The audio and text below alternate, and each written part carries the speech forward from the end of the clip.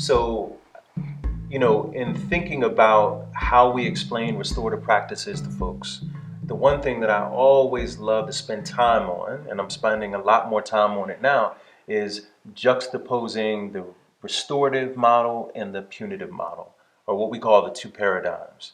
So I'd love to hear your thoughts on how you're explaining that to folks. How do you understand that? What resonates with you with the two paradigms? What comes up for you? I think one of the things right off the bat is, I think as we push into it, I have found them to be a little bit more surprised, by kind of looking at that than I would think. In some respects, you've got the punitive way, you've got the restorative way. It seems pretty straightforward. But when we start talking about identifying harms and needs, and what do you need to do, to repair those things, I just see, in the space, it's just really landed on people. Like, it's a really significant shift. It seems like it's, oh yeah, I got it, no problem. But when we start to push into and creating space for people to talk about how were they harmed, not just what rule was broken, but how were they harmed and what do they need to move forward? And then you just see people just like, whoa. Yeah, there's a lot there. There's a lot there. And then also people starting to really connect with the punitive is kind of largely the dominant culture. And so what does it really mean to be able to function in a restorative way?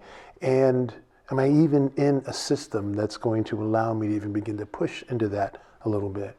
I think it's a lot deeper than people realize. Yeah, I see the punitive model as outsourcing work that should be done within the community, right? Mm-hmm. So my next door neighbor is blasting her music, and rather than knock on the door and say, sis, I have to work in the morning, would you mind turning that down? I call the police. Like, that can be handled between us. This culture of we need experts to kind of solve our problems. Mm-hmm. When the restorative model says that there's enough wisdom and experience among us that we can tackle any issue. Mm-hmm. It's kind of a shifting of the way you see power, whereas in the traditional model, power is to be hoarded, and that you use it as control and you use it to kind of enforce your will, versus power to be shared, which is a lot less exhausting than trying to exert your power over other people. But not to suggest that it's easy work, though. Oh no, right? It's not easy. Right? It's that sharing of power which is challenging, right? And what I always think about is that the punitive model is heavily rooted in the just world theory, right? That good things happen to good people, bad things happen to bad people. Someone has done something bad, therefore something bad must happen to them. And that's what we call justice, right? Is doing something bad to someone who's done something quote unquote bad. And if that doesn't take place, then we feel like things aren't fair, right? Because it speaks to this need that we have to be understood and for behavior that has harmed us to not be normalized. And I think that it's largely the stealing of conflict, as Niels Christie talks about, right? And I think that a lot of folks, as they're trying to navigate and understand the two paradigms, they often boil down to the question, well, can't they both exist? Can I have a foot in both the restorative and the punitive paradigm? How do y'all respond to that? Can't we still punish, but maybe restore on the back end, right? I mean, how do y'all respond? I think love and fear can't occupy the same space at the same time. Mm-hmm. And so my answer would be no. That we could, be punitive and then maybe restorative later. But within this same space, within this same time, restoration or punishment will reign, and that's our decision to make. Yeah, you can't have both feet in. If you are intentional about being punitive, then you are unintentional about being restorative, and that's a choice that you're making. Yeah, and you're intentionally trying to inflict possibly more harm.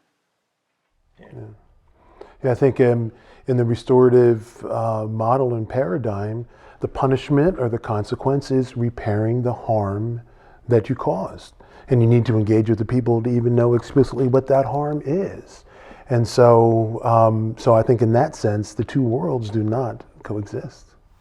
And I think that question is often rooted in this idea of accountability and consequences. And so what I've been really thinking about is, what do we mean by consequences? And if consequences are narrowly defined as things that someone wrote in a code of conduct or in an employee handbook, if that's all we see as consequences, then we miss the whole wide range of nuanced behaviors that we give as feedback for people when they've done something well or done something negative, right? And those are the things that are largely relational, and they're not transactional, which is what the punitive model is heavily rooted inside of.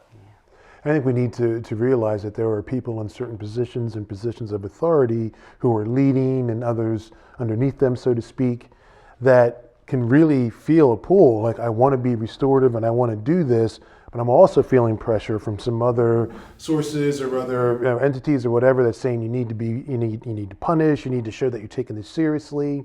And I think trying to lead in that space is really, really challenging. And I think we need to be patient and understanding of people that are trying to walk that, hold them accountable, but in terms of following through with it, but it's not an easy place to be.